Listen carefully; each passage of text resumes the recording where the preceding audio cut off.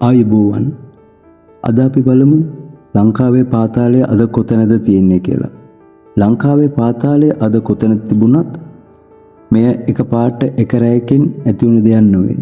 මෙයට බලපාන ලද ගොඩක් සාධක තියෙනවා.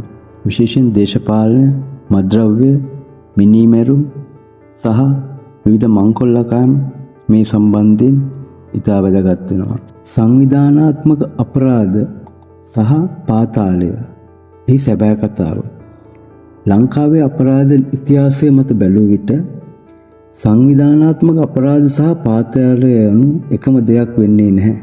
බොහෝ දෙනා මේවා එකම සංකල්පයක් ලෙස සැලකුවත් වස්තුවේදී ඒවා ක්‍රියාකාරී මට්ටම, උත්ප්‍රේරණය සහ බලපෑම් මත වෙනස් වෙනවා. මේ වඩාත් පැහැදිලි තේරුම් ගැනීම සඳහා මෙම වාර්තා දෙක අතර පවතින වෙනස සහ ඉතිහාසය විමසා බලනවා. සංවිධානාත්මක අපරාධ යනු කුමක්ද? සංවිධානාත්මක අපරාධ යනු යම්කිසි කණ්ඩායමක් විසින් සැලසුම් සහගතව නීතියට බාධා වන අයුරින් සිදු කරන අපරාධ සහ ක්‍රියාමාර්ගයි. ලංකාවේ මෙවැනි ක්‍රියාවන් පුරාතන කාලයේ සිට පැවතුනත් 19 වන සියවසේ උතුවන් කන්දේ සරදියල් එම නැත්නම් උතුවන් කන්දේ සූර සරදියල් වැනි චරිත මගින් මේ වැඩි වැඩියෙන් ප්‍රසිද්ධියට පත් වුණා.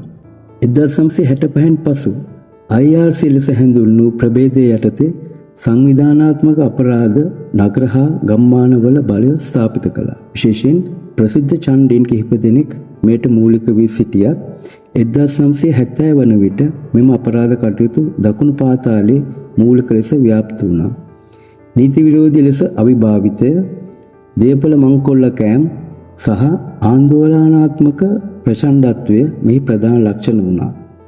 පාතාලය යනු කුමක්ද කියලා බැලුවොත් ලංකාවේ පාතාල සංස්කෘතිය 1987 වසරේදී ආරම්භවෙලගේ දොන් උපාලි රංජිත් හරහා ආරම්භ වුණා.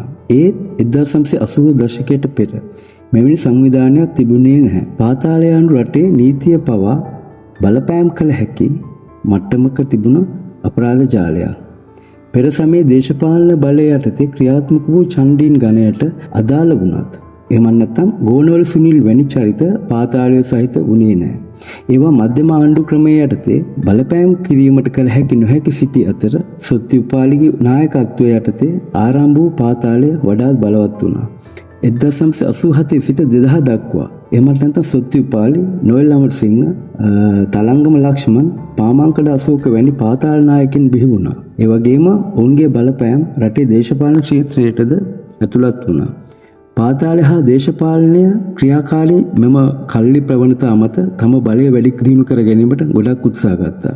විශේෂයෙන් 1990 ඉඳන් 2004 කාලය තුළ ආණ්ඩුවලට සහ ආරක්ෂා අංශවලටද බලපෑම් කිරීමට කීපයක් බලපෑම් කරනද සිද්ධීන් කීපයක්. 1999 දී දෙල්කඳදී පාමංකොඩ අශෝක සහෝදරයන් විසින් ඝාතනය කිරීම, 2000 ගංගොඩේ උසාවිය තුලදී සිදු වූ බෝම්බ ප්‍රහාරය, 2002 වසරේදී කඩුවෙල වෙඩි තැබීම, 2004 විනිසුරු සරත් අඹේපිටිය ඝාතනය, 2017 බන්ධනාගාර බස් ප්‍රහාරය මෙවැනි සිදුවීම් පාතාලය සහ දේශපාලනය අතර ඇති සම්බන්ධතාවය පෙන්වා දෙන්න. සංවිධානාත්මක අපරාධයේ නව යුගයේ 2015න් පසු පාතාලය මකා දැමීමේ උත්සාහයක් දැඩි වුවත් සංවිධානාත්මක අපරාධ නව රූපයකින් පෙනී යනවා. විශේෂයෙන් මත්ද්‍රව්‍ය ජාල මත පදනම් වූ ක්‍රියාත්මක වන මෙම පූර්ණ මට්ටමේ ව්‍යාප්ත වී තිනවා. පාතාලයේ නායකයන්ට රට තුළ සිටිය යුතුවත් මත්ද්‍රව්‍ය අපරාධයේ නායකයන් විදේශවල සිට මෙහෙයුම් ලබනවා. එම නිසා මේ දැන් ක්‍රියාත්මක වන්නේ සංවිධානාත්මක අපරාධය සහ නව මාදිලියකි. අපි බැලුවොත්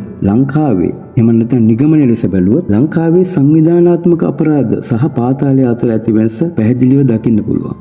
පාතාලය වඩාත් බලවත් වන්නේ දේශපාලන බලය හා සම්බන්ධ වීමෙන්. නමුත් 2015න් පසුව මත්ද්‍රව්‍ය ජාලවල මත ඇති පදනම මත අපරාධ ක්‍රියාවලිය මෙම ක්ෂේත්‍රය සම්පූර්ණයෙන් මාරු කර තිබෙනවා. එබැවින් ලංකාවේ අපරාධ ක්ෂේත්‍රය පිළිබඳව පැහැදිලි අවබෝධයක් තිබීම ඊට පාලනයක් පනවන ආකාරයට තීරණය ගැනීම ඉතා වැදගත්. අපි හැමෝම මෙම පාතාල වැඩවලින් අයින් වෙලා ඉන්න උත්සාහ කරමු. ඔබට ජය වේවා.